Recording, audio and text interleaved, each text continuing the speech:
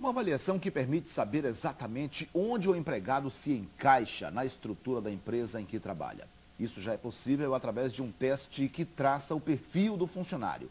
Bom para o patrão, bom também para o empregado, que pode até ser promovido depois de passar por uma análise como essa. E é sobre esse e outros assuntos que a gente vai começar agora com o administrador de empresas, Jorge Matos. E se você quiser participar da entrevista, ligue agora para 330-3111. Bom dia, doutor Jorge, tudo bem? Bom dia, Genildo. Bom dia, Adriana. Bom dia. Pois não, como é que é essa avaliação?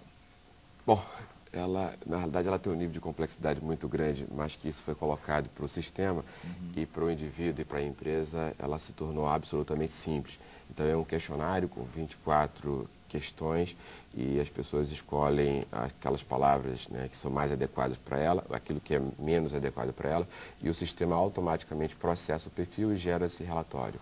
Como é que foi feito esse sistema? Bom, na verdade isso surgiu em 1926, ou seja, já é uma coisa que tem uma tecnologia, que tem uma história, que tem realmente uma aplicação extremamente ampla, quando se tentou identificar por que as pessoas têm características diferentes, né? E então uma pessoa chamada William Moulton Marston, ele descobriu que as pessoas, da mesma forma que a gente nasce com um biotipo físico, a gente também nasce com um biotipo comportamental e que esse comportamento é possível ser identificado.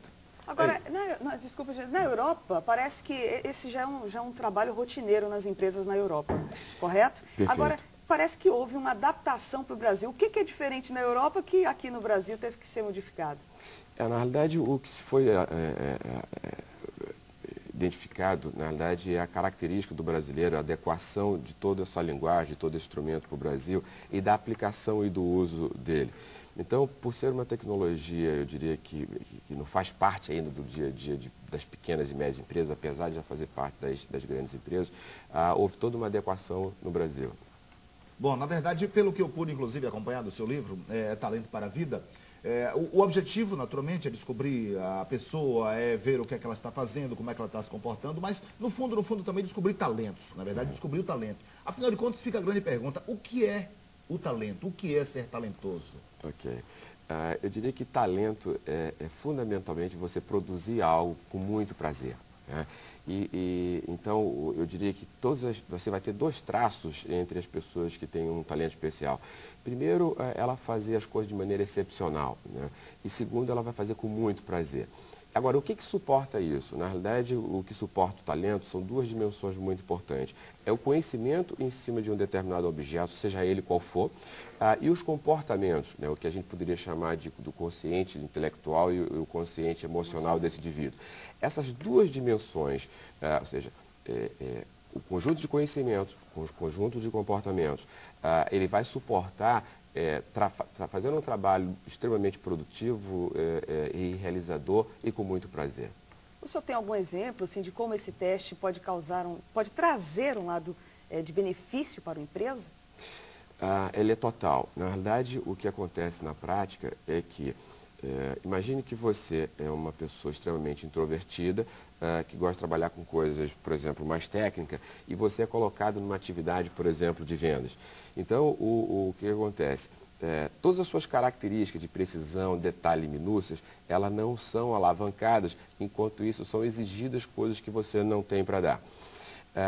Então, o conceito básico é possível eu conseguir identificar quais são as características da Adriana, conseguir identificar as características do Genildo, o que eles têm de melhor.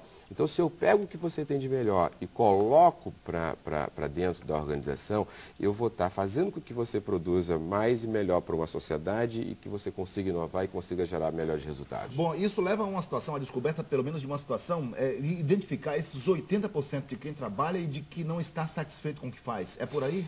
É verdade. Na prática, as pessoas terminam fazendo um processo de escolhas, seja em termos de formação acadêmica, então esse é um instrumento, uma ferramenta que é utilizado também nas universidades para ajudar os jovens a escolher as suas formações e, no segundo momento, as funções que eles vão exercer com suas formações. O que significa isso na prática? Significa que se você tem um suporte que ajuda você a identificar aquilo que você vai poder gerar melhores resultados, vai lhe ajudar, seja no teu processo de formação acadêmica, seja nas suas atividades dentro da empresa. Agora, um fato é certo, nem sempre a pessoa consegue escolher o que gostaria de fazer, né? O cidadão sai de uma faculdade e procura um emprego e não acha na área em que trabalha. Como é que ela vai ter prazer, então, em exercer uma função que não é dela e não é dos seus sonhos? De fato, o processo de escolha não é uma coisa fácil, principalmente numa economia difícil como a que nós estamos vivendo.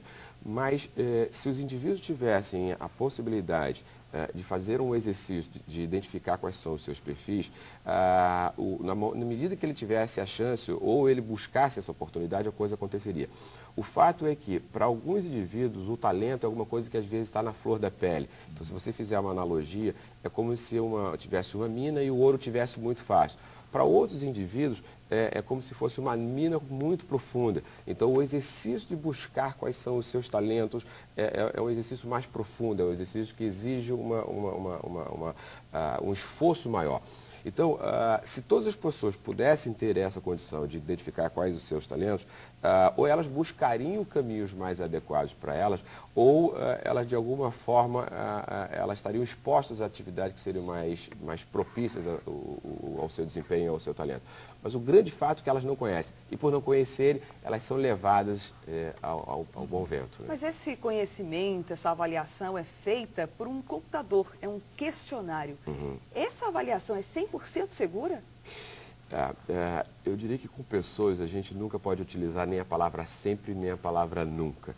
Agora, certamente essa é a ferramenta que tem o maior nível de acurácia no mundo. Ou seja, a gente está falando de uma ferramenta que tem mais de 85% de precisão. Então, eu diria que a possibilidade de erro ela é muito pequena.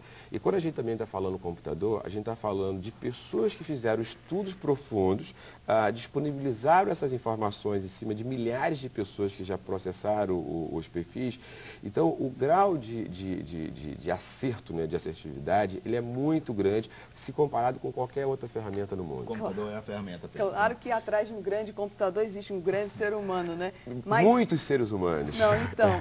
Mas e pode haver um preconceito, por exemplo, a pessoa trabalha naquele setor, faz o teste avalia que ela não está apta para aquele cargo. Uhum. Pode haver um preconceito em relação à empresa, aquele funcionário que estava fazendo aquela etapa lá da empresa?